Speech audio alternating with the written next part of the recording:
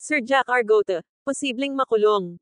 Laban ng LGBTQ+ at batas, umalab na.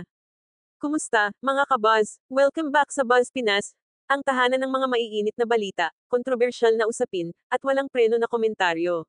Ngayon, isang pasabog na isyu ang pag-uusapan natin ang kontrobersyal na social media personality na si Sir Jack Argota. Marami ang nagtatanong pwede ba siyang makulong? Posible ba siyang kasuhan ng mga LGBTQ+ advocacy groups? At kung oo, anong mga batas ang pwedeng gamitin laban sa kanya? Kung gusto mong malaman ang buong kwento mula sa mga maaanghang niyang banat hanggang sa banta ng legal actions, tutok ka lang. Dahil hindi lang ito basta usapin ng social media, kundi ng karapatang pantao, batas, at respeto sa kapwa. Disclaimer muna tayo, ang lahat ng opinyon sa video na ito ay base sa pampublikong impormasyon at pananaw ng may akda. Lahat ng nasasad dito ay para sa layuning pang-impormasyon at hindi paninirang puri. Si Sir Jack Argota ay isang kilalang personalidad sa social media na umangat ang pangalan hindi dahil sa inspirasyon kundi sa kontrobersya. Mula sa mga mapanirang banat, satirical posts, hanggang sa lantaran niyang mga tirada laban sa LGBTQ+ community, tila ginagawa niya ang lahat para magingay.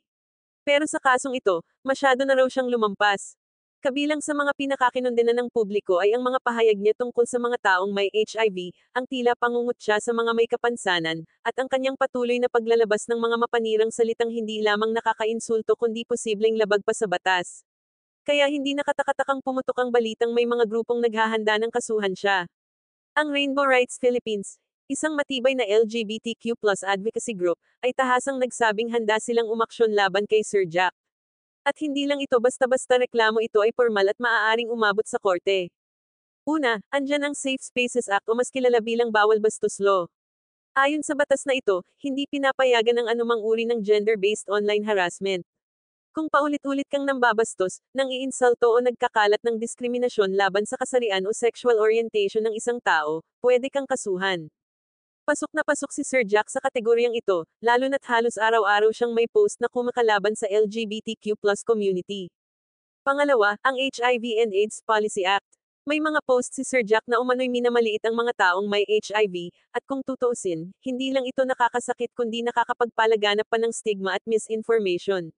Sa ilalim ng batas na ito, bawal ang anumang pahayag na nagdudulot ng diskriminasyon o maling akala tungkol sa mga taong may HIV.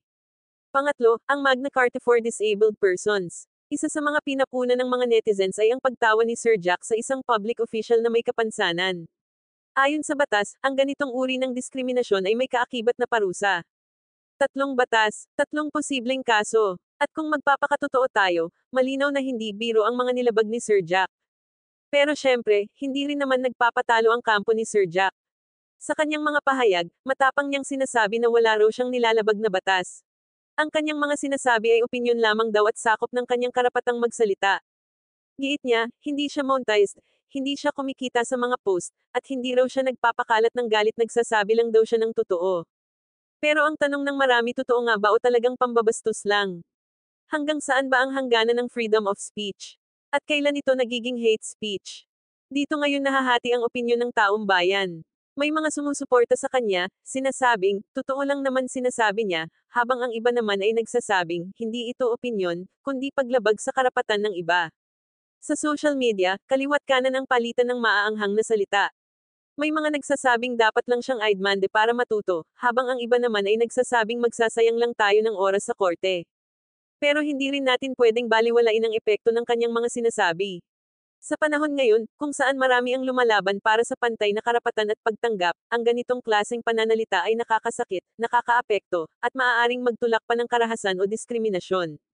May punto ang mga gustong magsampa ng kaso, kailangang matuto si Sir Jack na hindi lahat ng iniisip ay dapat i-post. Pero may punto rin ang iba, baka lalo lang siyang pasikatin kung kakasuhan pa. Sa huli, mga kabuzz, hindi ito simpleng issue sa internet.